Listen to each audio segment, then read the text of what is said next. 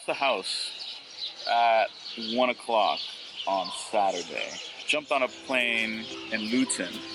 Caught a bus from the Hampshire area into Luton. And that was about a 5-hour trek. And hopped on a plane at Luton to northern Poland, and then I connected there to Jerusalem. So all in all, I ended up getting to Jerusalem probably exactly 24 hours after I stepped out of the house, and immediately met up with my buddy, and we went to the Old City and tried to walk around the areas that we had been to before. So we had both been here about 1.5 years, 2 years ago, and we went to some of the old parts, and it felt like we never left. It felt like we had always been here. And it's really, really cool to come into such a different place than Southern England or Miami or other places I've been to, and feel like I've never left. It's a really strange feeling. When we got here, we went to a cafe. Not really a cafe, it's a hospice, and it's a well-known hospice called the Austrian Hospice, established by some Austrian Catholics.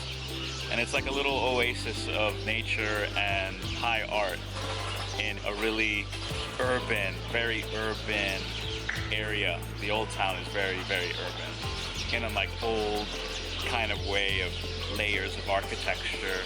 You have Roman, you have medieval, and all the different masters that Jerusalem has had. So we went to the hospice and had a cup of coffee there.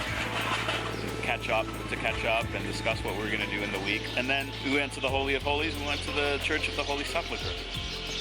And the previous times we had been there, we were probably there at low touristy times. But this time, when we went, there was a pretty high touristy time. There were long queues to get into Golgotha, to get into the tomb of the Holy Sepulchre. And just sort of took it all in, and it was different. It was different than the first time we went, I think.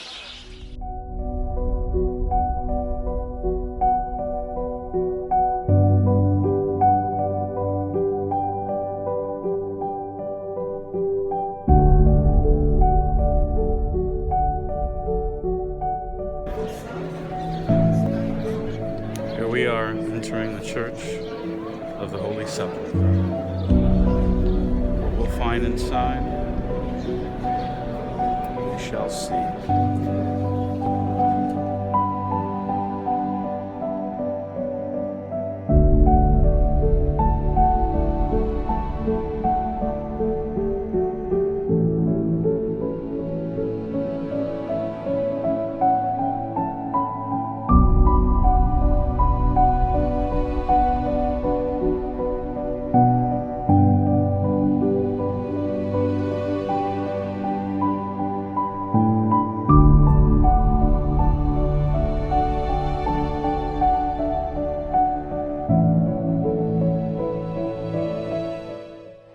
Here I am at the Church of the Holy Sepulchre, and second time here, and third time here in my life, and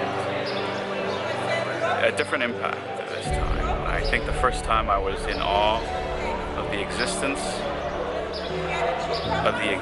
of this thing, but now in the third time I come not so much in awe that it exists, but in all that it's my possession, that it's our Christian heritage, and it is ours.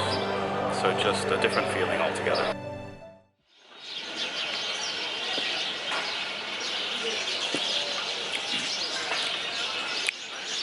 So it was different in the sense that I think the first time I was there, I was really awestruck by everything, by being in the place where Christ himself was crucified, prepared for burial, and buried.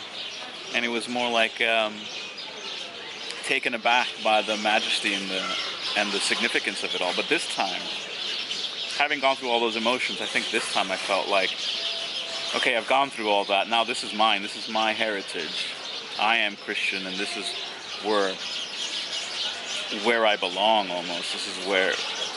This is something that belongs to me. And that sort of rounded out the first day.